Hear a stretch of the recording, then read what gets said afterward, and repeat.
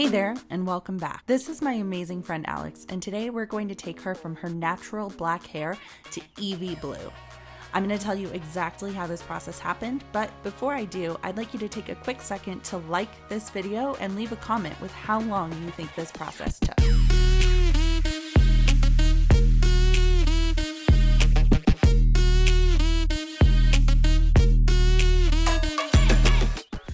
Okay. So, like I said, this is my friend Alex, and she will be playing Evie in a local stage production of Disney Descendants. If you don't know, Descendants follows the children of our classic Disney heroes and villains. Evie is the daughter of Grimhilda, the evil queen from Snow White. I started this process out by lightening Alex's hair. Thankfully, her hair was completely unaltered up to this point, and she didn't have any other previous color to work through. A few days before this session, I performed a test strand to see how her hair would lift. I knew that since her natural hair was so dark, we were going to have to allow the lightener to work as long as possible.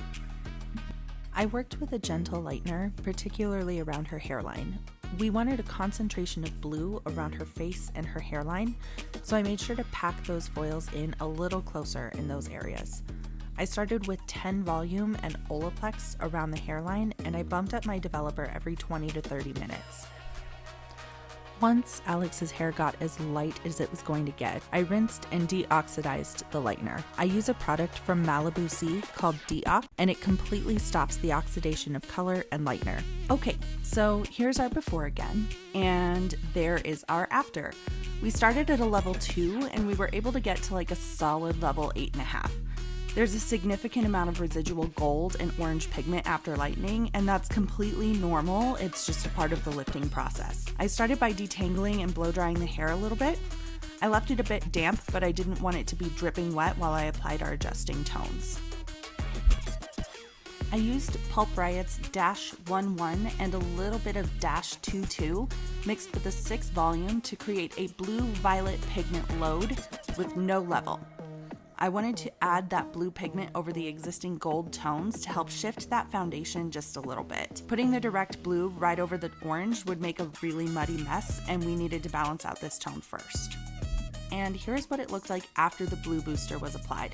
That's a major difference, and this is a great foundation for our blue design. You can see here that I'm working with 3 blue colors. The best colors are, in my opinion, dimensional and blended.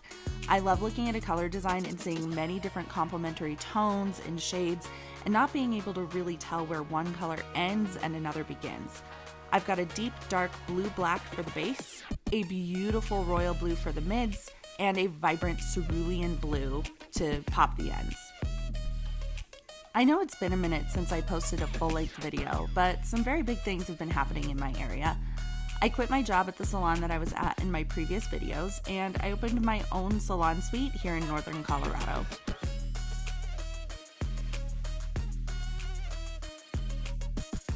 I blow-dried Alex's hair using Unite products.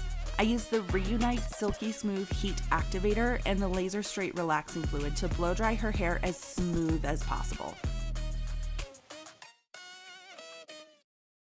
So let's recap. Here's our before, level 2, our raw lift, our toned lift, and finally, our finished vivid design.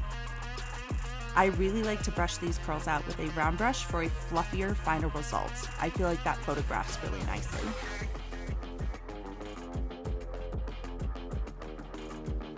Finally, 7 whole hours later, we have an Evilette in training, ready to take over Oridon and win herself a prince.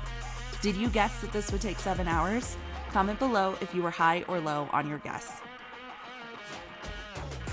Thanks so much again for watching. I really hope you enjoyed watching this process. I've got so much more coming your way, and I really can't wait. Don't forget to leave a like, and if there's anything else you'd like to see coming up, please let me know in the comments. Thanks, and have an awesome day.